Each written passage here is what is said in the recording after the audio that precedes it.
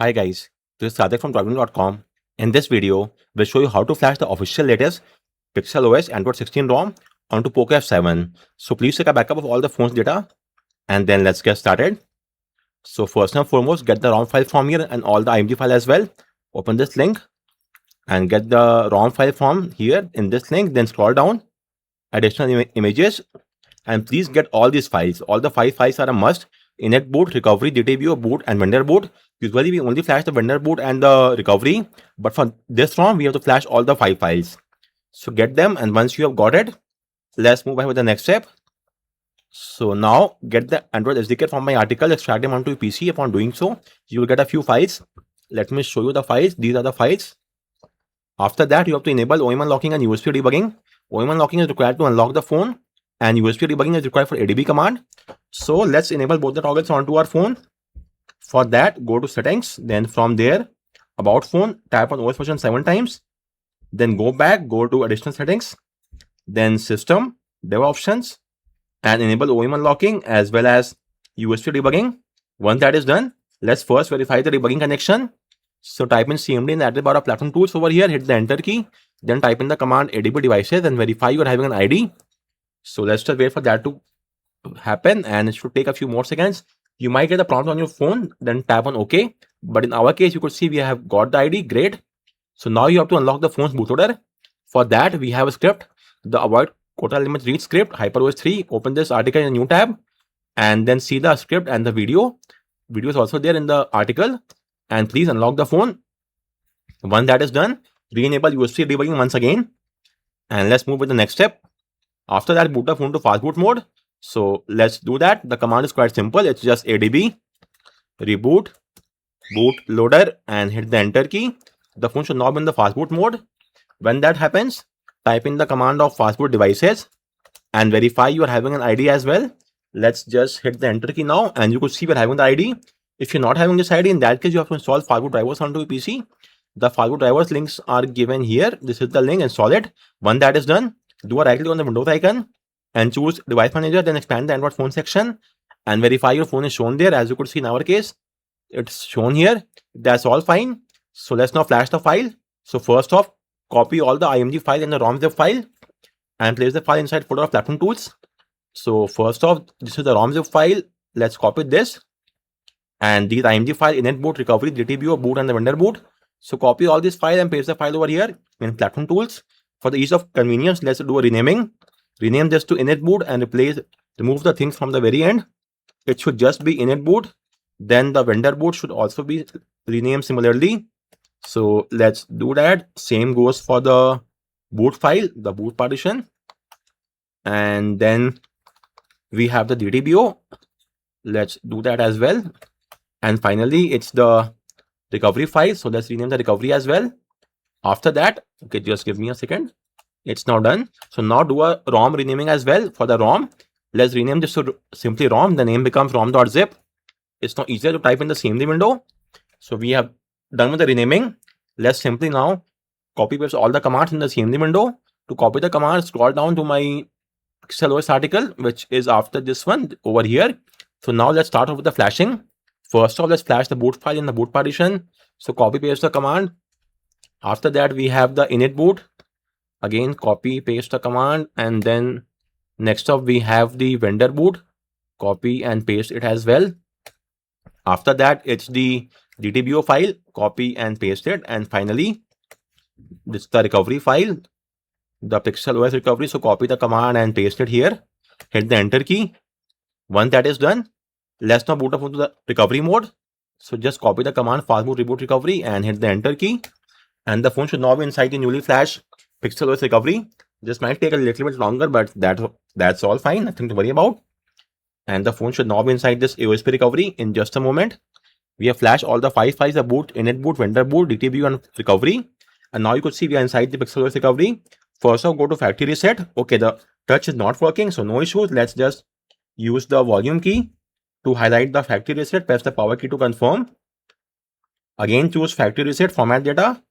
Once again, format data, and it's now complete. As you could see, data wipe complete. Now choose the back arrow at the top left and press the power key to confirm. Let's choose it. Well, for some reason, the back arrow is not being highlighted. Well, that's really strange. This is an issue now for me as well. How to go back to the ADB sideload mode now? Let me do a reset once again. Well, the back arrow is just not being selected for some reason. Let me do a once again format reset. Now also it's the same issue. Well, that is really a strange issue. Now what can be done? Okay, let's do one thing. Currently, if my phone is in the ADB mode, ADB devices, unauthorized, if I can do an ADB reboot to recovery, then let's see what happens. This is not going to work. And the swipe will also not work, obviously. It's just the back arrow, which is also not working. And the volume keys are okay. Sorry, it was being selected but not highlighted. It's just a UI issue. So just choose the back arrow and then hit the power key. It was just not being highlighted. It was selected. So that's a small UI issue, nothing to worry about. When that is done, now go to apply update, apply from ADB, and we are now in the ADB sideload mode. Let's first verify that. So type in the command ADB devices and you could see we're having a sideload keyword. If that's all fine, now type in the command ADB sideload and the file name rom.zip, hit the enter key. The flashing will now start, take 4 to 5 minutes. So let's just wait for that to complete. So guys, the flashing is now complete. To flash any other file, tap on yes. For me, I don't want to flash any other zip file, so I'm tapping on no. Just press the power key. Okay. Yes, it's complete. Finally, please do a format data once again. It's a must. So choose factory reset, press the power key to confirm. So both before and after flashing a ROM file, doing a formatting is a must. So please do so. And when that is done, again choose the back arrow, press the power key to confirm. And now you may choose reboot system now. The phone will now be inside the OS, but the first booting up will take up some time, around 30 to 40 seconds. That's nothing to worry about. With that said, let's at least keep a tab on the boot logo or the boot animation, which should not be here anytime soon. So let's just see. The only issue I had while flashing was the UI issue of the back arrow, which was not being shown. But apart from that, it was all fine. And we have got the boot logo. So just give it some more time for it to boot up. And I don't think it's going to take any longer, around 10 to 15 seconds at the very max, I suppose. So let's just wait and then we'll have a look at the ROM's features. And we are inside the OS, the QPR2 base. We have the new UI as well, as you could see.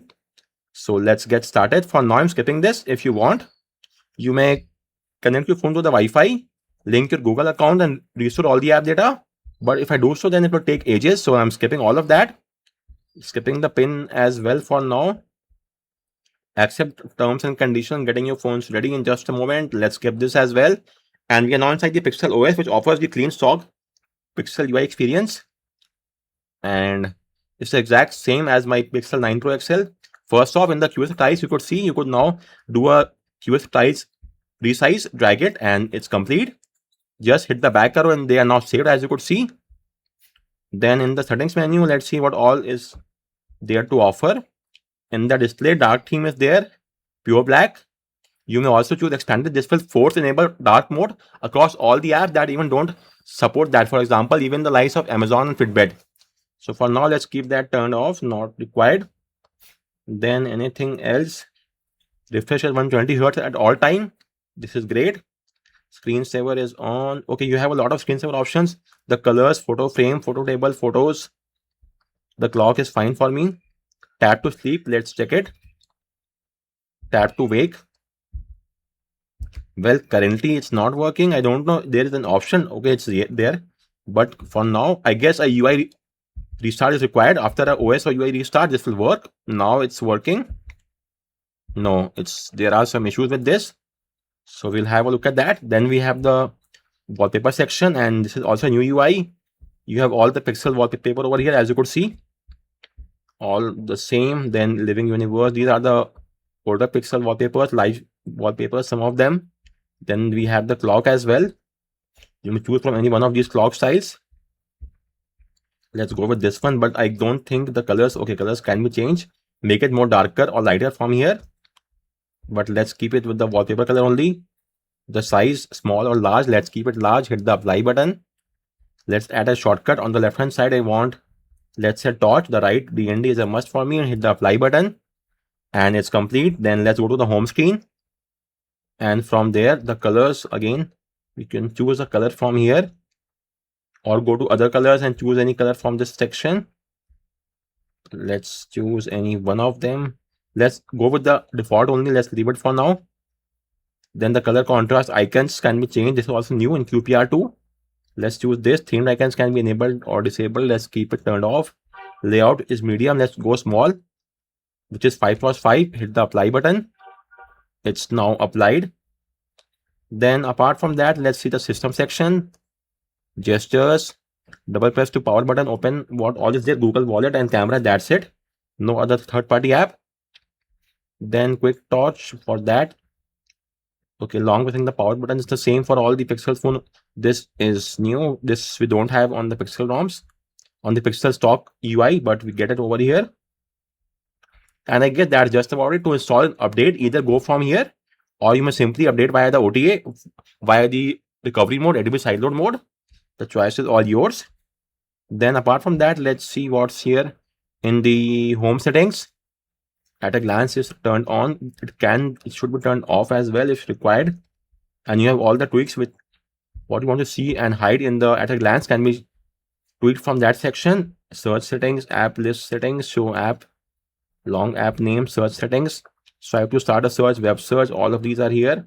By default, it has the GApp packages installed, or any other third-party app. Well, no, we only have the GApp packages. So guys, that's just about it. It's a clean stock UI experience with no additional tweaks, as opposed to the likes of Evo X or the Dogface or CR Dwight. You will not get much features over here. It's a clean stock experience, and that is the best thing about this ROM. So on that note, we round off this video. If you have any query, let me know in the comment section, and thank you for watching the video.